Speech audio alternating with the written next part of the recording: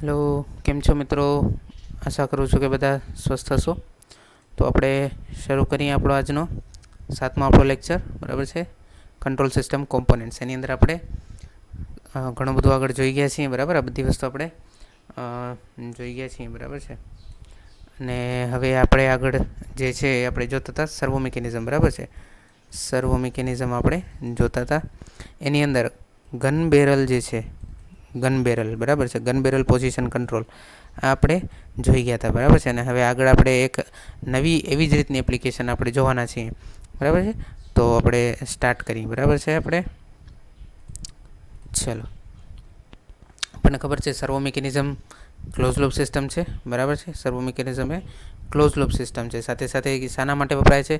તો કે ભૌતિક વસ્તુઓ જે હોય છે એની સ્થિતિને બદલવા માટે, પોઝિશન કંટ્રોલ માટે, સ્થિતિને બદલવા માટે, અથવા તો એમ કહી શકાય કે સ્થિતિમાં ફેરફાર કરવા માટે, બરાબર છે, એના માટે વપરાય છે. તો આપણે શું જોયું હતું? આપણે આ બધા ઉદાહરણ જોયા હતા, બરાબર છે. ગન બેરલ પોઝિશન કંટ્રોલ, બરાબર છે. એની અંદર આપણે જોયું હતું કે કેવી રીતના જે છે, બરાબર, આયરું કેવી રીતના આપણે ગન સાઇટ ઉપર બેસીને જ માત્ર આપણે ગન બેરલને કંટ્રોલ કરી શકીએ છીએ, બરાબર છે. ગન સાઇટ ઉપર આપણે બેઠા હોઈએ અને કેટલાય કિલોમીટર છેટે ગન બેરલ હોય તો એને આપણે કંટ્રોલ કરી શકીએ છીએ, બરાબર. હવે એક વસ્તુ જે છે તમને હું અહીંયા આગળ ફરી પાછું જણાવી દઉં કે જો કોઈ વસ્તુને આપણે ઉપરથી નીચે કે નીચેથી ઉપર એવી રીતના એની કોઈ પણ વસ્તુની સ્થિતિને ઉપરથી નીચે કે નીચેથી ઉપર આપણે જો કંટ્રોલ કરતા હોય તો એને શું કહેવાય? એલિવેશન, બરાબર છે. એલિવેશન કંટ્રોલ કહેવાય. જ્યારે કોઈ વસ્તુની આપણે ડાબેથી જમણે કે જમણેથી ડાબે સ્થિતિને કંટ્રોલ કરતા હોઈએ, બરાબર છે, તો એને શું કહેવાય? એઝીમ્યુથ, બરાબર. એને શું કહેવાશે? એઝીમ્યુથ, બરાબર છે. તો આ વસ્તુ આપણે ખાસ ધ્યાનમાં રાખીએ. ચાલો, આપણે એ પણ જોયું હતું એમ્પ્લીડાઇન શું છે, બરાબર છે. રોટરી પાવર એમ્પ્લીફાયર છે. એટલે કે તમારે 12 વોલ્ટ જે છે એ 12 વોલ્ટને 440 વોલ્ટમાં કન્વર્ટ કરવા છે તો તમારે શું કરવું પડશે? તો કે તમારે આ જે જનરેટર છે, બરાબર, એટલે મોટર જનરેટર સેટ છે. મોટરને તો આપણે અલગથી પાવર સપ્લાય આપવો જ પડશે, બરાબર છે. આ મોટર જે છે, મોટરની મદદથી આપણે જનરેટરને ડ્રાઈવ કરીએ છીએ, જનરેટરને ફરાવીએ છીએ, બરાબર, એની રોટરને. હવે 12 વોલ્ટને મારે જો 440 વોલ્ટ કન્વર્ટ કરવો હોય તો 12 વોલ્ટ મારે કેને આપવા પડશે? જનરેટરની ફિલ્ડ વાઇન્ડિંગને, જનરેટરની ફિલ્ડ વાઇન્ડિંગને, બરાબર છે. અને એ જે પ્રમાણેનો 12 વોલ્ટ આપણે આપ્યો હશે એ જ પ્રમાણેનો 440 વોલ્ટ આપણને ક્યાં મળશે? આર્મેચરના ટર્મિનલ પાસેથી આપણને મળશે, બરાબર છે. તો આ વસ્તુ આપણે યાદ રાખવાની છે. હવે આવી છે ઓટોમેટિક સેટેલાઇટ ટ્રેકિંગ ઉપર, બરાબર છે.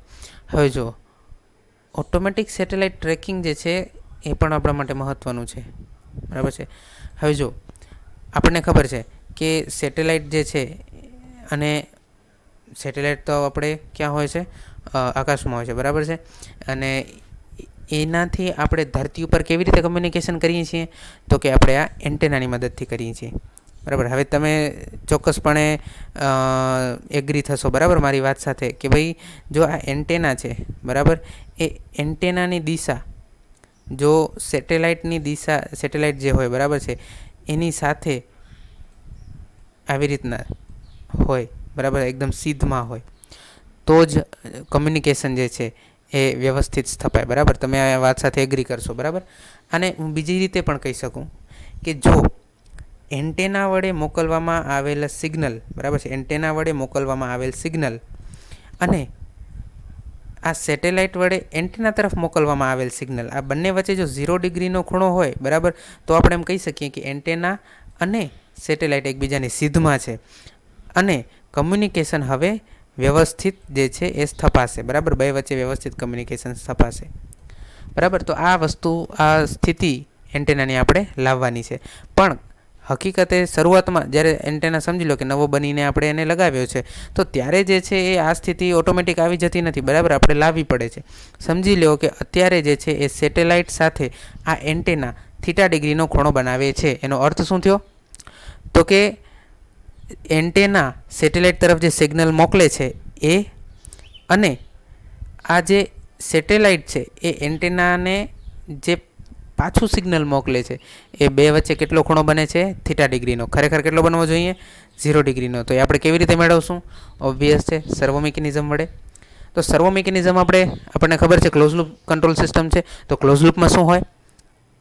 ફીડબેક હોય, બરાબર છે. હવે ફીડબેકનું આપણે કોની સાથે કમ્પેરિઝન કરતો હોય? હંમેશા ઇનપુટ સાથે, બરાબર. સરસ. તો એ કમ્પેરિઝન ક્યાં થતું હોય છે? તો કે કમ્પેરેટરમાં થતું હોય છે, બરાબર છે. કમ્પેરેટર અહીંયા જે લખેલું છે ને એરર ડિટેક્ટર, એ એરર ડિટેક્ટર કાંઈ નહીં, બીજું કંઈ નહીં, પણ એરર ડિટેક્ટર શું છે? એક રીતે કમ્પેરેટર છે. કમ્પેરેટર એટલે મેં તમને કીધું હતું, આગળ સમજાવ્યું પણ હતું, બરાબર છે. કમ્પેરેટર શું છે? કમ્પેરેટર એટલે ફીડબેક સિગ્નલ અને ઇનપુટ સિગ્નલ એ બે વચ્ચેનો જે તફાવત આપણને આપે, બરાબર, અથવા તો ફીડબેક સિગ્નલ અને ઇનપુટ સિગ્નલ એ બંને કમ્પેર કરે, બરાબર છે. એ કોણ? કમ્પેરેટર, બરાબર. અને કમ્પેરેટર શું કરશે? બે સિગ્નલને કમ્પેર કરીને આપણને એરર આપશે, અથવા તો જે કમ્પેરેટર જે પણ આઉટપુટ આપશે આપણે એને શું કહેશું? એરર, બરાબર. સમજી લો કે અહીંયા થીટા ડિગ્રીની એરર છે. સમજી લો અહીંયા થીટા જે છે કેટલો છે? 10 ડિગ્રી છે, બરાબર. થીટા 10 ડિગ્રી છે અને આપણને જોઈએ તો 0 ડિગ્રી છે, બરાબર છે. તો આ બે વચ્ચેનો ડિફરન્સ કેટલો છે? તો કે 10 ડિગ્રીનો છે, બરાબર છે. તો આ 10 ડિગ્રી શું આવ્યું? આપણા માટે એરર આવી કહેવાય, બરાબર. આપણા માટે આ શું છે? એરર છે. અને આ એરર ક્યાંથી જનરેટ થશે? આ ડિટેક્ટરમાંથી, એરર ડિટેક્ટરમાંથી, બરાબર. એ બીજું કંઈ નથી પણ કમ્પેરેટર જ છે, આપણે સમજી શકીએ છીએ. હવે અહીંયા તમે જોઈ શકો છો કે બે અલગ અલગ પ્રકારના કમ્પેરેટર છે, બરાબર છે. સેમ ટુ સેમ સ્થિતિ આપણે અહીંયા પણ હતી. જો અહીંયા પણ એઝીમ્યુથ કમ્પેરેટર છે, આરો આપણે જો અહીંયા જોઈ શકીએ છીએ એઝીમ્યુથ કમ્પેરેટર અને એલિવેશન કમ્પેરેટર, કારણ કે ગન બેરલને બે રીતે આપણે ગોઠવવી પડે. એવી જ રીતના એન્ટેનાને પણ બે રીતે ગોઠવવું પડે છે, બરાબર. હવે જો સમજો કેવી રીતે. જો સમજી લો કે આ જે છે એ શું છે? સાઈડ પોઝ છે, એટલે કે આપણે સાઈડમાંથી આવી રીતે એન્ટેનાને જોઈએ છીએ, બરાબર. આ એની ધરી છે, બરાબર છે. આ એની ધરી છે અને આવી રીતના એ અહીંયા આપણે રાખેલું છે, બરાબર છે. હવે સમજી લો કે આ એન્ટેનાને આપણે કેવી રીતના કંટ્રોલ કરવો છે? તો કે એની ધરીની સાપેક્ષે ઉપરથી નીચે અથવા નીચેથી ઉપર આવી રીતના આપણે એન્ટેનાને કંટ્રોલ કરવો છે. તો મેં તમને કીધું હતું કે જે પણ વસ્તુ છે એને આપણે ઉપરથી નીચે કે નીચેથી ઉપર એવી રીતના કંટ્રોલ કરીએ તો એ કયું કંટ્રોલ કહેવાય?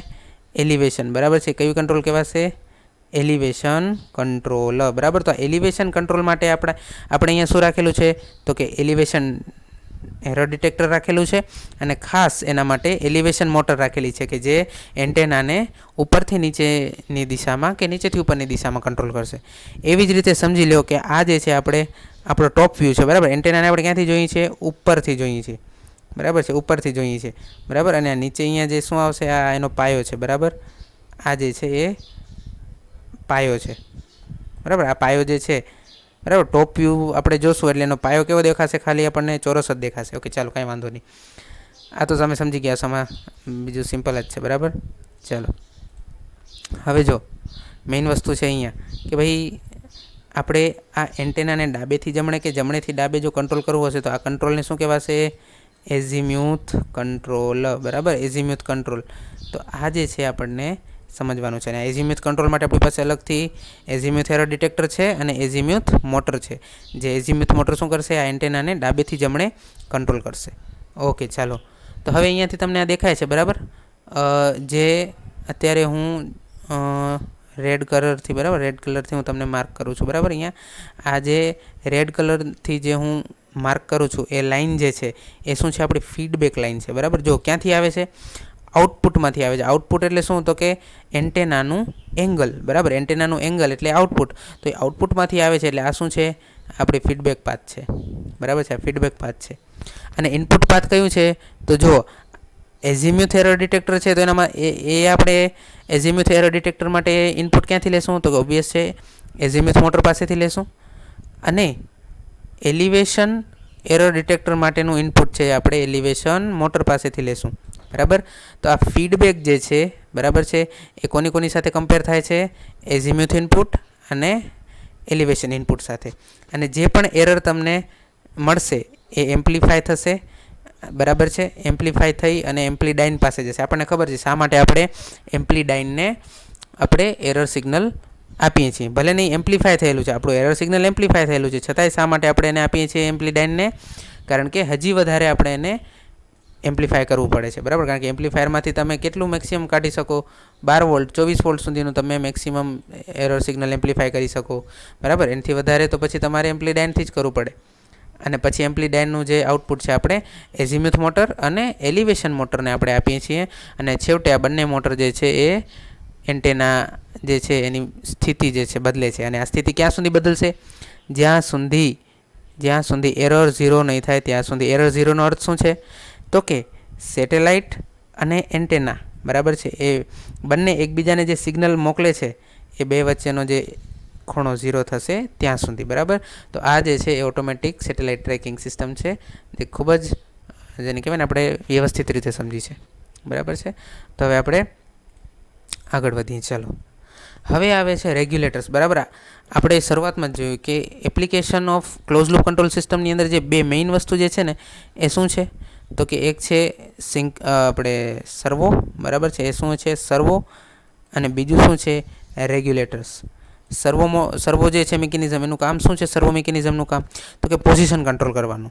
ભૌતિક વસ્તુ છે એનું ભૌતિક વસ્તુની પોઝિશન કંટ્રોલ કરવાનું કામ જે છે એ આ સર્વો મિકેનિઝમ કરે છે, બરાબર, પોઝિશન કંટ્રોલ. જ્યારે રેગ્યુલેટર શું કરે છે? અહીંયા લખેલું છે કંટ્રોલ્સ ક્વોન્ટિટી, એટલે કે કોઈ રાશિ અભૌતિક હોય, બરાબર, આપણે એને માત્ર અનુભવી શકીએ, બરાબર. જેમ કે જો આ ટેમ્પરેચર છે, પ્રેશર છે, વોલ્ટેજ છે, બરાબર છે, લિક્વિડ ફ્લો છે. તો આ બધી વસ્તુ ક્વોન્ટિટી એટલે રાશિ, બરાબર છે.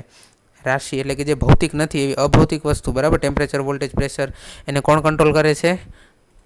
રેગ્યુલેટર્સ, બરાબર છે. તમને ખબર છે, એકદમ સિમ્પલ જો ઉદાહરણ દઉં તો ફેન રેગ્યુલેટર, બરાબર. ફેન રેગ્યુલેટર, બરાબર છે. તો ફેન રેગ્યુલેટર કોને કંટ્રોલ કરે?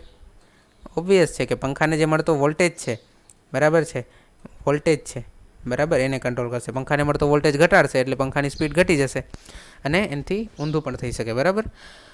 તો રેગ્યુલેટર્સ, બરાબર. ચાલો આપણે જોઈએ આજે આપણે કયું રેગ્યુલેટર્સ શીખવાના છીએ. તો આપણના માટે જે ખૂબ જ મહત્ત્વનું જે છે, બરાબર, એ છે ડીસી જનરેટર વોલ્ટેજ રેગ્યુલેટર, બરાબર છે. DC generator voltage regulator. હવે જે પ્રમાણે આપણે કીધું કે રેગ્યુલેટર્સ જે છે એ કેવા હોય છે? Close loop control system. Okay, regulators જે હોય છે એ ક્લોઝ લૂપ કંટ્રોલ સિસ્ટમ હોય છે. હવે મેં તમને હમણાં થોડીક વાર પહેલાં કીધું, તો પછી તમે એમ કેમ કીધું કે ફેન જે છે ફેન રેગ્યુલેટર ઉદાહરણ છે? હા, રેગ્યુલેટર્સ ઓપન લૂપમાં પણ હોઈ શકે છે અને ક્લોઝ લૂપમાં પણ હોઈ શકે છે, બરાબર છે. આપણે પંખાનું રેગ્યુલેટર જે છે એનું એ કઈ કંટ્રોલ સિસ્ટમનું ઉદાહરણ છે? ઓપન લૂપ, બરાબર છે, કારણ કે એમાં આપણે મેન્યુઅલી કંટ્રોલ કરવો પડે છે. એવી જ રીતે રેગ્યુલેટર ક્લોઝ લૂપમાં પણ આવે છે, બરાબર. તો એ ક્લોઝ લૂપ વોલ્ટેજ રેગ્યુલેટર જે છે એનું જે એક મહત્ત્વનું ઉદાહરણ જે જોવાના છે એ છે ડીસી જનરેટર વોલ્ટેજ રેગ્યુલેટર, બરાબર છે. તો જુઓ, હવે એનામાં મૂળ વસ્તુ તમારે જે સમજવાની છે એ છે જો સૌથી પહેલે તો વોલ્ટેજ જે છે ને એ કેવા જળવાવા જોઈએ? અમુક લિમિટની અંદર. સમજી લો કે આ ડીસી જનરેટર છે તો એ ડીસી વોલ્ટેજ ડીસી જનરેટર છે, બરાબર. તો એ 440 વોલ્ટ ડીસી જનરેટ કરે છે, બરાબર છે. આટલા વોલ્ટ જનરેટ કરે છે. હવે સમજી લો કે પ્રાઇમ મૂવર જે છે, હવે જો સૌથી પહેલાં તો આ આકૃતિ સમજી લઈએ. આ જે છે ફિલ્ડ વાઇન્ડિંગ છે, બરાબર છે. અહીંયા જે છે અહીંયા વોલ્ટેજ આ જનરેટર છે, બરાબર. એ જનરેટર અહીંયા જે વોલ્ટેજ જનરેટ કરે છે એ કેટલા છે? વી વોલ્ટ, બરાબર. અથવા તો આપણે તમે અહીંયા સમજવા માટે કહી શકો 440 વોલ્ટ. અને આ જે છે એ શું છે? લોડ છે, બરાબર છે. હવે અહીંયા જે છે આ શું મૂકેલું છે? આ જે R1 R2 એ છે વોલ્ટેજ ડિવાઈડર, બરાબર છે. શું છે? Voltage divider. કે બે રેઝિસ્ટન્સ જે છે એની વચ્ચે જે વોલ્ટેજ જે છે એ રેઝિસ્ટન્સના સમપ્રમાણમાં ડિવાઈડ થશે, બરાબર છે. હવે એક R2 જે રેઝિસ્ટન્સ છે એની અક્રોસ, બરાબર, ત્યાંથી આપણે વોલ્ટેજ લીધો છે અને વોલ્ટેજ ક્યાં આપેલો છે? તો કે એક NPN પ્રકારનું ટ્રાન્ઝિસ્ટર છે એના એમીટરમાં આપેલું છે, બરાબર છે. હવે જો અહીંયા જો કે જે આપણે સમજવાનું છે એ શું છે? તો કે અહીંયા જે છે આ ટ્રાન્ઝિસ્ટર મૂકવાનું કારણ શું? મેઇન વસ્તુ આપણે આટલી જ સમજવાની છે. આની આજુબાજુ જ આપણું આખું આ ડીસી જનરેટર વોલ્ટેજ રેગ્યુલેટર ફરવાનું છે. ફિલ્ડ વાઇન્ડિંગ, આ આઉટપુટ વોલ્ટેજ વી અને આ ટ્રાન્ઝિસ્ટર, બરાબર છે. જો હવે અહીંયા આપણે જે છે R2 રેઝિસ્ટન્સની અક્રોસ જે પણ વોલ્ટેજ હશે એ આપણે ક્યાં આપેલો છે? એમીટરને. કોના? ટ્રાન્ઝિસ્ટરના એમીટરને આપેલો છે, બરાબર છે. અને બીજો ટર્મિનલ છે એ તો ગ્રાઉન્ડ જ છે, ગ્રાઉન્ડ સાથે જોડેલો છે. હવે જુઓ, અહીંયા જનરેટરને વોલ્ટેજ ઉત્પન્ન કરવા હોય તો ફિલ્ડ વાઇન્ડિંગમાંથી કરંટ પસાર થવો પડે, બરાબર છે. આપણે અહીંયા પ્લસ VCCનું બાયસ આપેલું છે, બરાબર છે. પ્લસ VCC આપણે ફિલ્ડ વાઇન્ડિંગને આપેલી છે. હવે કરંટ પસાર થવો પડે. કરંટ ક્યારે પસાર થાય? જ્યારે સમજો, જ્યારે બેઝને મળતો જે વોલ્ટેજ છે VR એ વીએફ કરતાં વધુ હોય, બરાબર.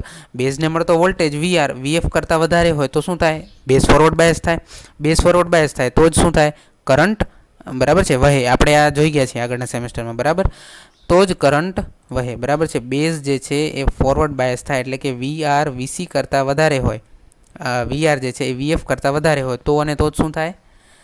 ફોરવર્ડ બાયસ થાય ટ્રાન્ઝિસ્ટર ફોરવર્ડ બાયસ થાય તો અને તો જ શું થાય? ફિલ્ડ કરંટ જે છે વહે. હવે તમને થશે કે વીઆર અને વીએફ તો સરખા જ ના કહેવાય. જો આ વીઆર જે છે અહીંયા માપીએ છીએ અને વીએફ પણ જે છે આપણે એ જ લાઇન પર માપીએ છીએ, બરાબર. સરખા ના થાય? ના, સરખા ના થાય. કારણ કે વીએફ શું છે ખરેખર? વીએફ શું છે ખરેખર? તમે જુઓ, આ R2 રેઝિસ્ટન્સની અક્રોસનો વોલ્ટેજ જે છે એ વીએફ છે, જ્યારે વીઆર શું છે તો કે એ બેઝથી ગ્રાઉન્ડ વચ્ચેનો વોલ્ટેજ છે, બેઝથી ગ્રાઉન્ડ વચ્ચેનો, બરાબર. એટલે આપણે કહી શકીએ કે સામાન્ય પરિસ્થિતિની અંદર વીઆર જે છે એ વીએફ કરતાં મોટો હોવો જોઈએ, બરાબર છે. વીઆર જે છે વીએફ કરતાં કેવો હોવો જોઈએ? મોટો હોવો જોઈએ. તો અને તો જે છે એ સામાન્ય પરિસ્થિતિમાં જે ટ્રાન્ઝિસ્ટર જે છે ફોરવર્ડ બાયસ રહેશે અને એ ફોરવર્ડ બાયસ રહેશે તો ફિલ્ડ વાઇન્ડિંગમાંથી કરંટ પસાર થશે. હવે સમજી લો કે પ્રાઇમ મૂવર જે છે, બરાબર છે, એ ધીમું પડી ગયું કોઈક પણ કારણોસર, અથવા તો લોડ વધી ગયો, બરાબર. પ્રાઇમ મૂવર ધીમું થઈ જાય તો વોલ્ટેજ જે જનરેટ થતા હશે એ પણ ઓછા થઈ જશે, અને અથવા તો જો લોડ વધી જશે તો પણ વોલ્ટેજ ઓછા થઈ જશે. હવે સમજો વોલ્ટેજ ઓછા થઈ ગયા, બરાબર છે. અહીંયા જે છે એ વોલ્ટેજ જે છે શું થઈ ગયા? ઓછા થઈ ગયા. વોલ્ટેજ ઓછા થઈ ગયા એટલે આ જે વોલ્ટેજનું જે ડિવિઝન થાય છે એ પણ ઓછું થઈ જશે. કારણ કે કયા વોલ્ટેજનું ડિવિઝન થાય છે? જે જનરેટ થાય છે એ, બરાબર. તો જો વોલ્ટેજ ઓછા થઈ જશે તો વોલ્ટેજનું ડિવિઝન જે થાય છે એ પણ એના સમપ્રમાણમાં ઓછું થઈ જશે, બરાબર છે. એટલે R2ની અક્રોસ જે વીએફ છે એ શું થશે?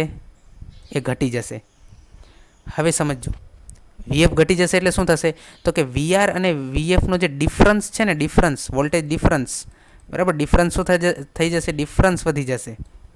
કેવી રીતે? સમજો, પહેલે નોર્મલ પરિસ્થિતિમાં જે છે એ વીઆર કેટલું છે, બરાબર.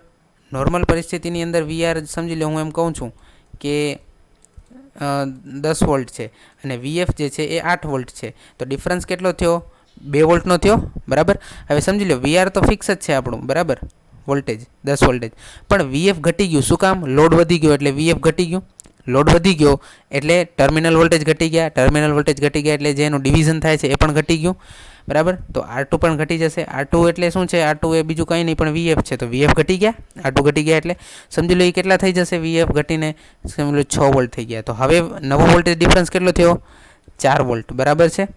તો વોલ્ટેજ ડિફરન્સ વધી ગયો, બરાબર. એટલે શું થયું તો કે આ બેઝનું જે ફોરવર્ડ બાયસ છે, બરાબર, બેઝનું જે બાયસ વોલ્ટેજ છે એ વધી ગયો કહેવાશે. કારણ કે બેઝનો બાયસ વોલ્ટેજ શું છે તો કે વીઆર માઇનસ વીએફ જ છે, બરાબર છે. તો એ વધી ગયો એટલે શું થશે? બેઝ કરંટ વધશે. બેઝ કરંટ વધશે એટલે શું થશે છેવટે તો કે ફિલ્ડ કરંટ વધશે. ફિલ્ડ કરંટ વધશે એટલે શું થશે તો કે ફિલ્ડ કરંટ વધશે એટલે ઓટોમેટિક જે છે વોલ્ટેજ જે છે એ શું થશે? વધશે, બરાબર છે. આ સિમ્પલ છે. આ એક પછી એક જેને કહેવાય ને કે સાંકળ બની છે, બરાબર છે. તો આવી રીતનું છે અને ઊંધું પણ થઈ શકે, બરાબર. એટલા માટે જો અહીંયા જે છે ને, અહીંયા મેં આવી રીતના અહીંયા રાખેલું છે, બરાબર, કે કેવી રીતના આ સાંકળ જે છે એના અંકોડા એકબીજા સાથે જોડાયેલા છે, બરાબર. જો વી જે છે ટર્મિનલ વોલ્ટેજ ઘટ્યો, કંઈ પણ કારણ હોઈ શકે. આ પ્રાઇમ મૂવર ધીમું પડી ગયું અથવા તો લોડ વોલ્ટેજ વધી ગયો, બરાબર. આ શું આપણે પ્રાઇમ મૂવર ધીમું પડી ગયું એના કારણે પણ ટર્મિનલ વોલ્ટેજ ઘટી જઈ શકે, અથવા તો લોડ જો વધી ગયો હોય તો પણ ટર્મિનલ વોલ્ટેજ ઘટી જાય, જનરેટરના ટર્મિનલ વોલ્ટેજ, બરાબર. તો ટર્મિનલ વોલ્ટેજ ઘટી ગયા એના કારણે શું થયું? જે વોલ્ટેજનું ડિવિઝન થાય છે એ પણ ઘટી જશે. R1 પણ ઘટશે અને R2 પણ ઘટશે. હવે R2 એ બીજું કંઈ નહીં પણ કોણ છે? એ R2 એટલે R2 જે રેઝિસ્ટન્સ છે એની અક્રોસ જે વોલ્ટેજ છે એ કયા છે? વીએફ જ છે. તો વીએફ ઘટશે, બરાબર છે. વીએફ ઘટશે એટલે વીઆર અને વીએફનો જે ડિફરન્સ છે એ વધશે. મેં હમણાં જ સમજાવ્યું. ડિફરન્સ વધશે, વોલ્ટેજ ડિફરન્સ એટલે જે ફોરવર્ડ બાયસ છે આપણે બેઝનો એ વધ્યો એટલે બેઝ કરંટ વધશે. બેઝ કરંટ વધશે એટલે કલેક્ટર કરંટ વધશે, બરાબર છે. બેઝ કરંટ વધશે એટલે કલેક્ટર કરંટ વધવાનો જ છે. અને કલેક્ટર કરંટ એટલે કયો? જો આ જે હું લાલ એરોથી દર્શાવું છું એ, અને એ બીજું કંઈ નહીં પણ ફિલ્ડ વાઇન્ડિંગમાંથી પસાર થતો IF કરંટ છે, બરાબર. એટલે ફિલ્ડ વાઇન્ડિંગમાંથી કરંટ જે પસાર થાય છે એ વધશે, બરાબર. એટલે ઓટોમેટિક ફ્લક્સ વધશે અને ફ્લક્સ વધશે એટલે છેવટે વોલ્ટેજ પણ વધશે. તો સમજાણું કેવી રીતના વોલ્ટેજ ઘટે છે તો એના રિસ્પોન્સમાં બરાબર છે આ જે આખી સિસ્ટમ છે બરાબર એ વોલ્ટેજને વધારવા માટેનો જે છે એ પ્રયત્ન કરે છે બરાબર છે. અને આનું ઊંધું પણ થાય બરાબર, આનું ઊંધું પણ એવી જ રીતના થાય છે બરાબર છે.